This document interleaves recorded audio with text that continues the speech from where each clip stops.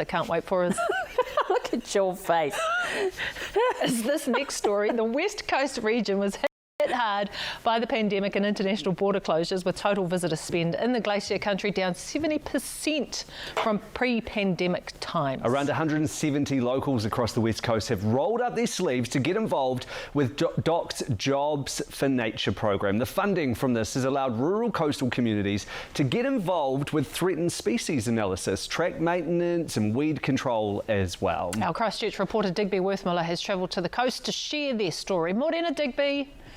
Morning from a very wet Punakaiki, and if you don't know where that is, it's just north of Greymouth. It's a rural coastal community, and I'm joined by Sharon and Jenna, who work at the nursery here as part of the Conservation Volunteers group.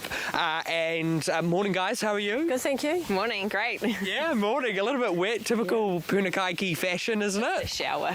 You can't have a rainforest without rain. You can't. Now tell me guys, you guys are involved with this nursery. Jenna, you look after all the planting. What does that involve? So I manage the crew up at Bullock Creek, the planting site, getting our plants into the ground. So yeah, at the moment we're working on 60,000. By the end of the year, next year we're going to work on 120,000. So we're about halfway through our target at the moment.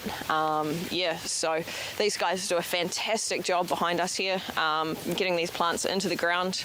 That's super cool. And these are some of the plants that are going to head up into the mountain. Can you tell me a little bit about those? So we have batches of 1,000 that we take up at a time. So I collaborate with Sharon in the nursery to put these together. So we've got this one right here is the bush edge mix. So that's a lot of stuff that likes a bit of shade and some of the bigger canopy species. We've got a wet mix, which is for the wetlands, flax and grasses and things like that. And then we've got a open pasture mix, which is all of the colonizers that kind of set the scene for the big stuff to come through later on. So yeah. That's really cool. And look, your family's been here for a few generations, hasn't it? You're a real local through and through, aren't you? Yes, I'm really lucky.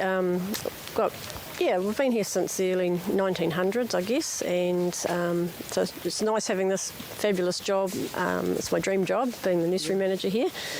And I've also got a wee bit of a connection to the petrels that are flying out to sea at the moment. My two uncles, when they were quite young, in the 1940s, they were involved with the school and took the teacher up into the colonies, and it led to the discovery of the Westland petrel as a new species in about 1945, I think it was. Yeah, and it's a type of bird that at this time in the morning is the only place in the world you can see it actually fly out. And in typical West Coast fashion, it's raining and very cloudy, so we can't see it happening. But we can, but the cameras can't. And they fly around the world? Yeah, it's the only breeding colony for the Westland petrel here up the back, and they feed up their chicks to a good weight, and then they'll leave them sort of close to the end of the year, and they'll fly through the Cook Strait back around to South America. So they're quite the international travellers, and the little chicks, well, not so little, they'll sort of lose a bit of weight and then gradually leave. So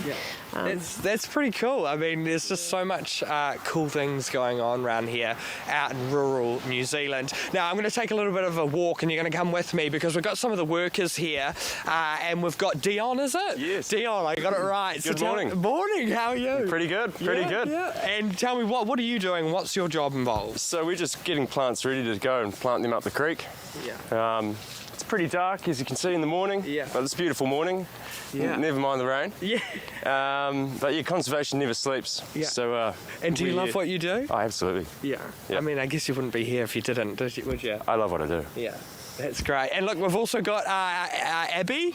We've got Abby here. Abby, tell me a little bit about why you're doing this work. I'm doing this for future generations, like my kids, and other generations to come, just, giving back to the Captain Planet. You got to look after it. It's looking after us.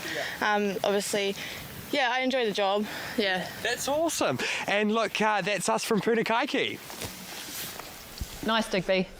Go, you good thing. Yeah. So if you're living on the West Coast, it was a little bit dark in that shot, wasn't it, in that story? It was filmed a little bit earlier. A little bit earlier. Just a little bit. Yeah. The sun's hopefully risen by now. Right, stay with us. Up next, getting what you deserve. Find out how to ask for a